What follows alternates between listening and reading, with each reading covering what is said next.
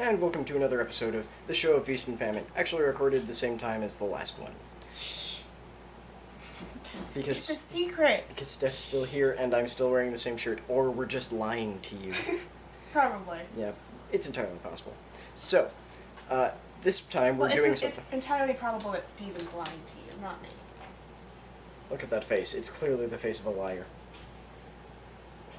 So, we're going to show you what to do with those egg whites you lost. Did I just zoom by accident? Oh well. Well, with those egg whites you didn't lose, you just didn't use. So, no, it was completely on accident. So, what we've got here is... It wasn't saying it on purpose. What we've got here is those 4 egg whites just sitting in a bowl. And you'll see what happens to it. We're just going to beat this for about 2 minutes. For those of you who are impatient, and oh my god, I can't see where I am, we are making forgotten cookies. It's a recipe from my family, so let's go test it out. This is Steven. He just adjusted the speed on the KitchenAid standing mixer. Oh, I thought you said ingested the speed. That too. No, I didn't. Stop lying. Yeah, apparently Steph is now the designated camera person. I don't know how that happened. You're welcome. Thank you. So, now it's time to add the sugar to our delicious... frothy egg whites.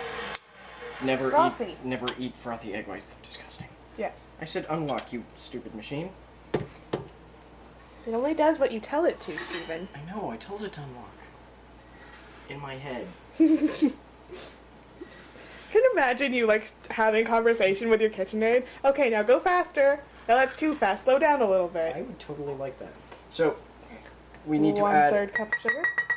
Yeah, we need to add 1/3 and a full cup. There's the sugar.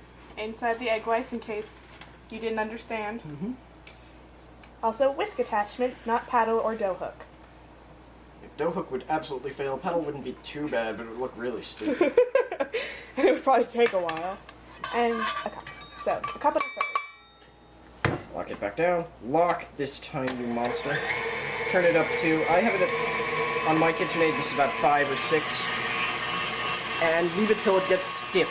I hope you can hear me over this stupid vat. Over this stupid vat? Yeah. Okay. So, 5 or 6 until you have stiff peaks. Yep.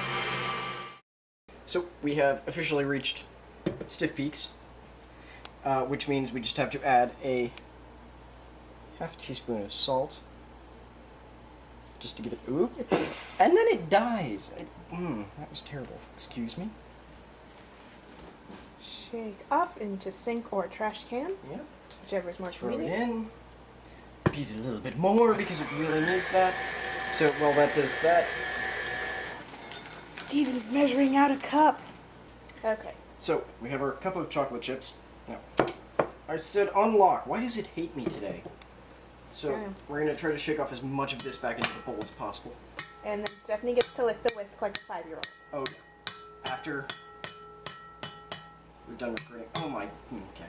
So, there's... That's where you use your fingers. Eh. Because we're sanitary and we washed our hands, so it's okay. We did, but... You better save some of this for me. I'm just going to set this right here. Don't. I'm just looking at it. You're on... Okay. So, the next part is we have our cup of chocolate. So, it's just pour it in there because it's delicious. And fold in using a spatula, as my dad would say. Use a spatula if you're right. See, it's acceptable if you pronounce it incorrectly if you know you're just doing it for the sake of being silly. And you just... This is very simple. It's just folding it in. Scoop up everything and mix it together. Yep. So that you have a pretty even balance of chocolate chips throughout your meringue. Because you're going to be just taking... Dollops. Yeah, you're just going to be taking dollops of this and putting it down on the parchment paper. Would a still pat also work in this situation? Should one have one? A what? Sorry, I couldn't... Still pat? I am not sure what that means. It's kind of a thin silicone roll. Oh, yes, that would work fine. No. If it is oven-proof. Yeah, I think in general they are, and it's a thing. In general they are, I pastry just chefs. wanted to make sure. Because I know that's what Martha Stewart always used. Yeah. I'm not a fan of silicone, it's just... I know it's just... It's useful in some cases. It's, yeah. One thing, don't use wax paper. My sister has been stupid and tried to use wax paper because wax paper is made out of wax. Face me. Wax paper is made out of wax and therefore melts. Curious. And melted wax plus cookies equals gross. Yes, especially since this one is all meringue. So I think we're going to demolish all of the delicious meringue on that, and then we're going to... We can't just eat this? No. We have to go put Well, this... I think we can, but well, we're we not can, going but to. we have to go cook this. So Okay. we'll come back once we've got everything down on the trays, because It's... watching us put it on the trays will probably not be a fun process, and we need both of us And we'll to just have be our swearing. hands. Yeah. Get off! Yep. Okay. See you soon. Yep. So, we have finished the cookies, and Steph has a spoon in her mouth. You're welcome. They have not actually been cooked yet. We have just dolloped them out. The recipe technically calls... I made the pretty ones. Yeah, but you can tell which ones are hers. The recipe technically calls for about a teaspoon for each dollop. We just used a normal spoon. Now, And used significantly more than a teaspoon. oh yes, most definitely. Because my family has always been big on big ones and then let them sort of spread out. Because they get... When these cook, they don't really cook, they just sort of dry out. And they'll also sort of flatten out, and they become very delicious. So, you'll see that in a little bit, although for us it's going to be a very long time, because the way that you cook these is you first preheat your oven to 350 degrees, then turn it off. Then, this is why they're called forgotten cookies. Throw them in the oven, even though it's still hot, but it's going to start cooling down, and you don't take them out until tomorrow morning. At the earliest. So, Steph sadly may not be here for the Grand reveal. grand reveal, although, if she decides to, she might be. Woohoo! And now they're just going to sit there for a good 12 hours at least. Welcome to day 2 of cooking the forgotten cookies. Sadly, Steph is no longer here. Oh. Because it is... The cable box just died, apparently. It is... That clock's dead too. About 10 in the morning.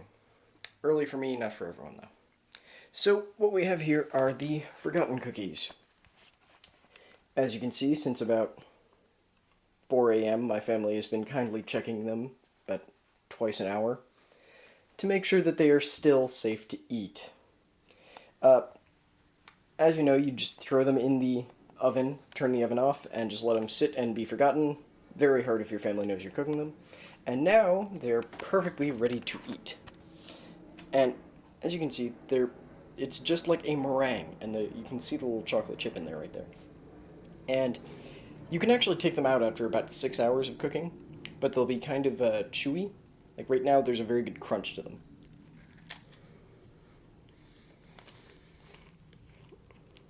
And I know that chocolate just fell, but it's just like a little bit of chocolate in there that's still sort of melted, even though these have been out now for about 4 hours. And they're really delicious. Almost no fat in them because it's basically just egg whites, chocolate, and sugar. Still not healthy, just not fattening, sort of.